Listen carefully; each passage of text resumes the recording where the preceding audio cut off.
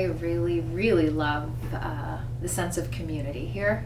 We're all kind of in it in a way together that is unique and pretty different from the community that I grew up in. Well, I really like learning about Jewish holidays and eating challah.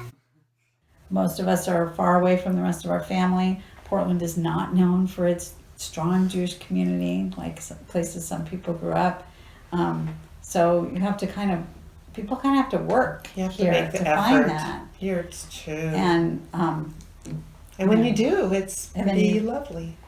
And you get as much back out of it as you put into it. Just the people and like the connections I made. The role, the honor, the challenge of being teachers in Shabbat School was just so much more engaging, so much more authentic than I have from my childhood memories. It wasn't just like this formulaic thing where you show up and dump off your kid and pick them up, and then a few years later, like you show up at a service and they go up there and do a Torah thing and then you're done. Like we're all really trying to understand what this is. Some of you know this, but many of you don't. Havurah Shalom Shabbat School, our cooperative family education program, is unique in the entire country and actually in the whole world. No other community this size has all of the parents teaching their own and each other's children. Shabbat School is an innovative and daring experiment in Jewish learning and life. We need to keep asking ourselves this question: how can we make this Jewish learning relevant to our lives and helpful to us as we strive to be the most caring and most whole people we can be? When we answer this question together, with our words and our deeds, we keep our community and Judaism itself alive. And we're shaking the lula now, shaking the lula, side to side, side to side. We'll take it back to the center now, back to the center. Because it's such a fun time, such a fun time. One more chorus, here we go.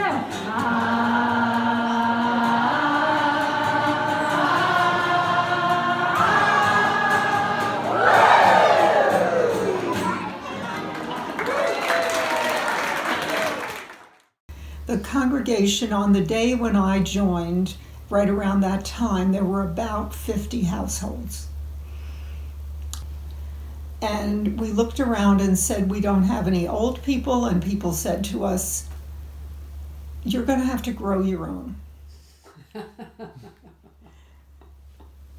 And we did that. We have now done that.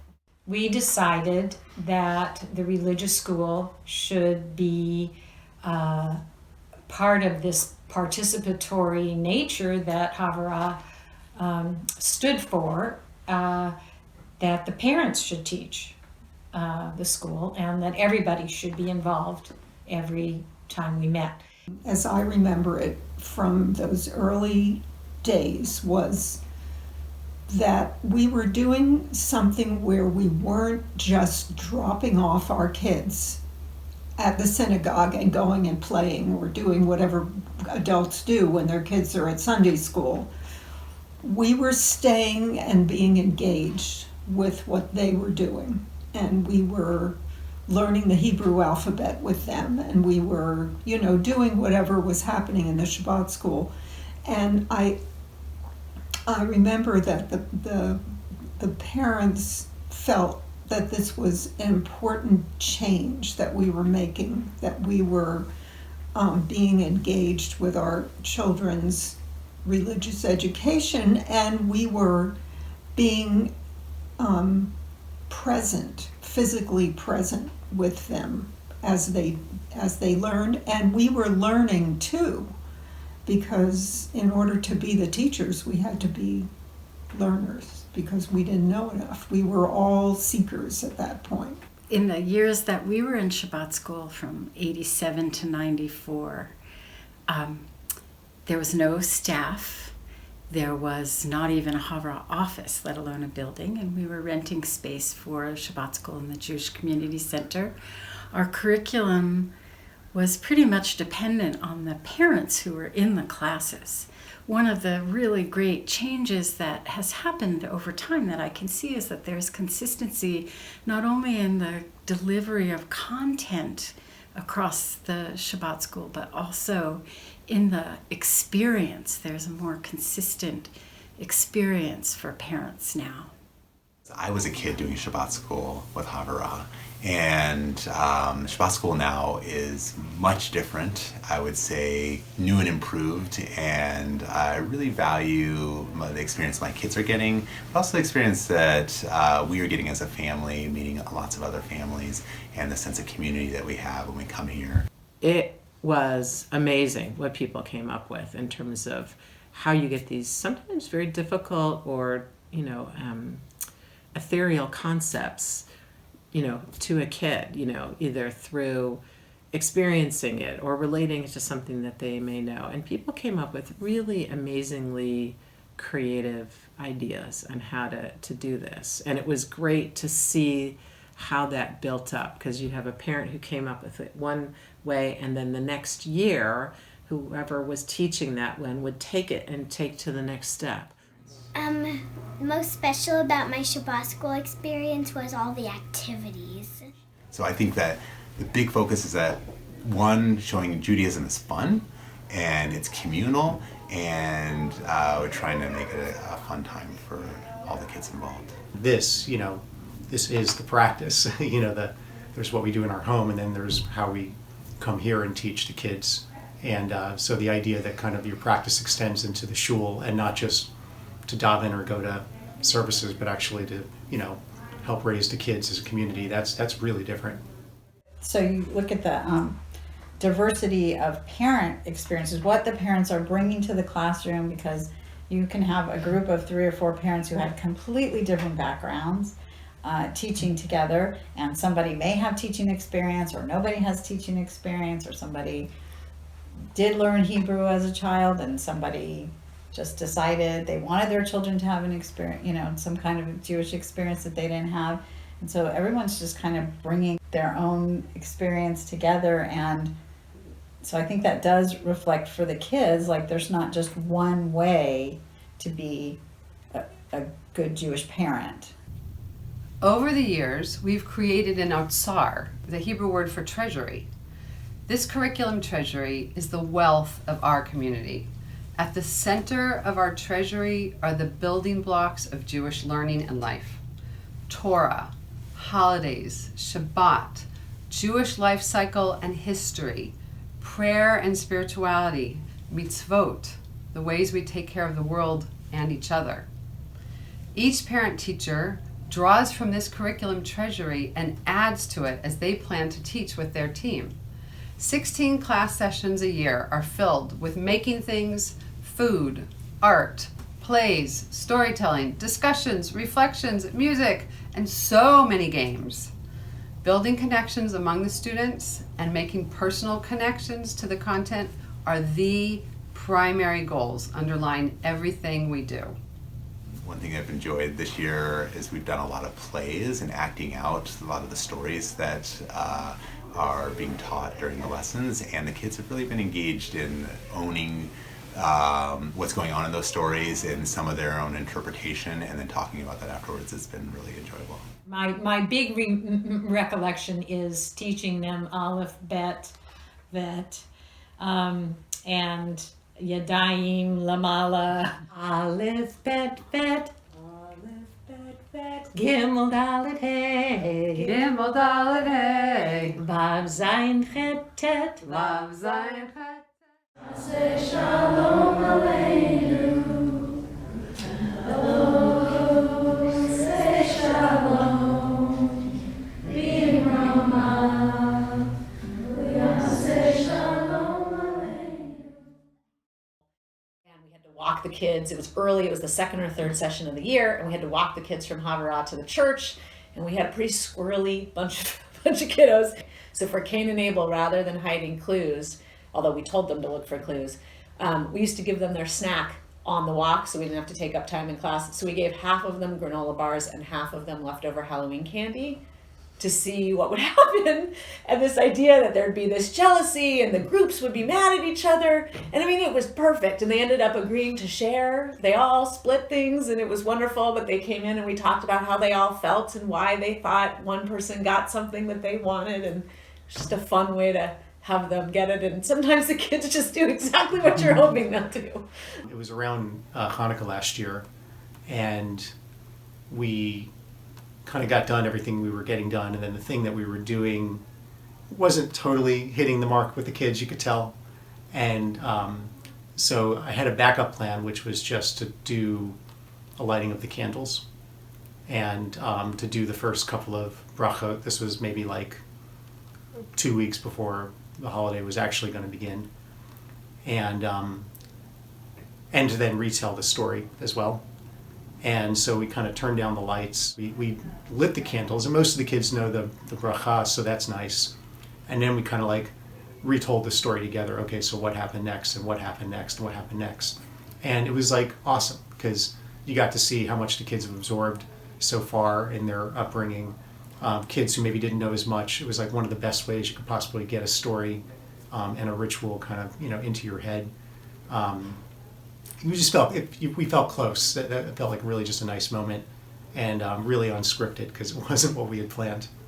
Encouraging that Jewish form of questioning and discussion and analysis, I think, was really good in the Shabbat School program, but also we continued as a family, and it was nice for all four of us to be like connected to the community and to the program.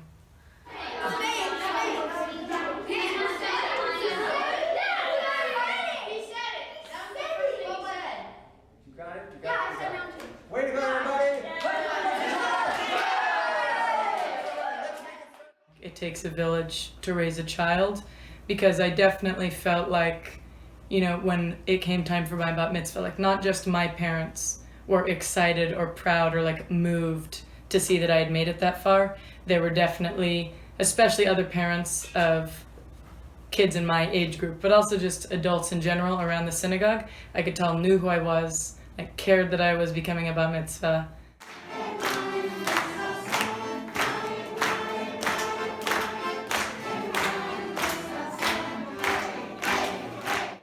Okay, here we go to the fourth day. On the fourth day, Adonai made sun and moon and stars. Can you teach us sun and moon and stars? Woo! Okay, everybody do it with them. They're the stars. On the fourth day, sun and moon and stars. That's what Adonai made, and so it goes. On the fourth day, sun and moon and stars. Okay, what is different about a sukkah than your house or than temple? What's different? Yeah, what do you notice? There's sticks on it. There's sticks on it, yes? Yeah. Scary. It's open. As we did one year when we were at the JCC, it may have been the first year or the second year, we did hire some staff. We hired teachers, and it was a total bust. They were not as good as the parents at teaching. They just didn't have the joy in them that you needed, and they were people who were teaching at other religious schools. I have no recollection and of this. It lasted that 1 year, and then we said this is not good. The idea of doing community service was a key part, and it's something it was a value I really believed in, and so to have it not just operational in a family sense, but in a peer group. Yeah. That it was something you can practice at any age and at any place you're at. And I have seen that still in my kids, that recognition as adults. That face-to-face, touching the hand of people who were coming up for the lasagna, for the salads, and really exposing our children to just the reality of the world, and right here in the neighborhood in our own city was absolutely a wonderful, poignant time of the whole Shabbat School experience. The planet's burning. There's a lot of injustice in the world. This world wasn't built just for Jews. This world belongs to everybody. And I generally feel like humanity needs to evolve past its tribes but still, Judaism is a nice home base to start with, I think, to then go out into the world and try to, do tikkun olam. Jewish education, the way we do it, our Shabbat School model, is complicated. It's not necessarily for everyone. We've got 128 curriculum units and 4 teaching teams for every grade. That's 28 teams. And lots of parents, probably 80 parents and 120 kids. There are many, many pieces all put together that we have to try and make go without too much chaos. However, when we all work together and we keep paying attention to what we need to change, and we listen to our experience over time, look what we've made. There's a benefit for the parents of getting to know the kids in a different way than you might from just seeing them at high holidays. I definitely feel passionate about my kids or kids of the next generation having a similar, in some ways radical learning experience like we've had here.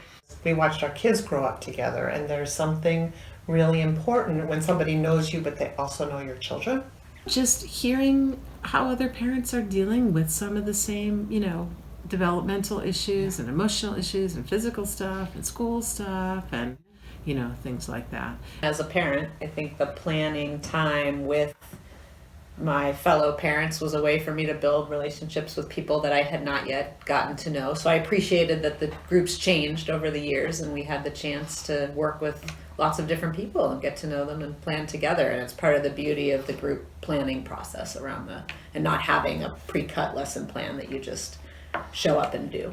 It always made me feel like I was respected more by adults and that my views and opinions were valued, and that it was important that I understood what was going on in the world and especially in the Jewish world, which made me feel more like a important member of this community. Shabbat School has been a big commitment for us, our family, but it's been really special, Sometimes it's been hard and I think somebody else could probably teach this better than I could teach it, but it's been great. We prevail. we muddled through. And I know it's a hard model. It's difficult to be in the classroom. At the same time, the benefits are enormous.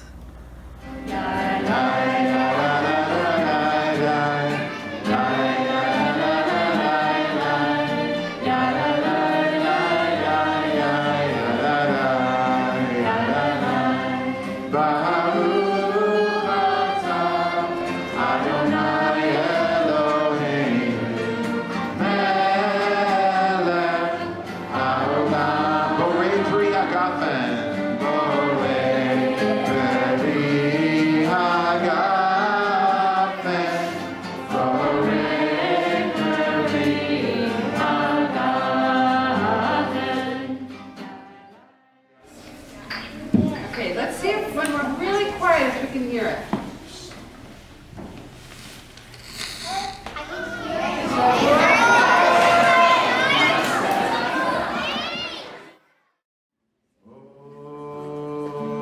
Say shalom, b'roma. Say shalom aleinu. Just like that. Let's try that. Oh, say shalom, b'roma. Say shalom aleinu. Beautiful. Ve'akol. Ve'akol. Israel. Israel. Ve'akol. Ve'akol. Yoshvei tevel. Yoshvei tevel. Ve'akol.